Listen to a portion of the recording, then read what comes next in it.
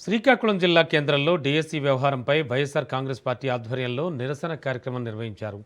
Ponnada bridge నుంచి మహాత్మా జ్యోతిరావు ఫూలే విగ్రహం సమీపంలో వైసీపీ నాయకులు కార్యకర్తలు ఆందోళన చేపట్టారు. డిఎస్సి నియామక ప్రక్రియలో అవకతవకలు జరిగాయని ఆరోపిస్తూ విద్యాశాఖ మంత్రి నారా లోకేష్ వెంటనే రాజీనామా చేయాలని డిమాండ్ చేశారు. దగా డిఎస్సి అంటూ నినాదాలు చేశారు.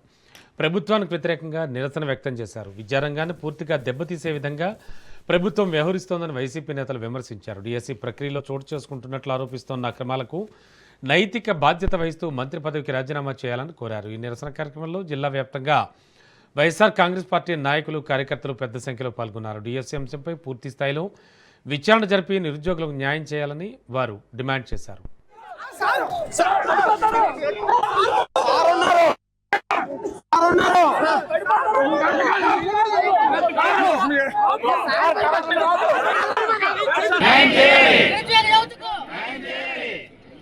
భవిష్యత్తు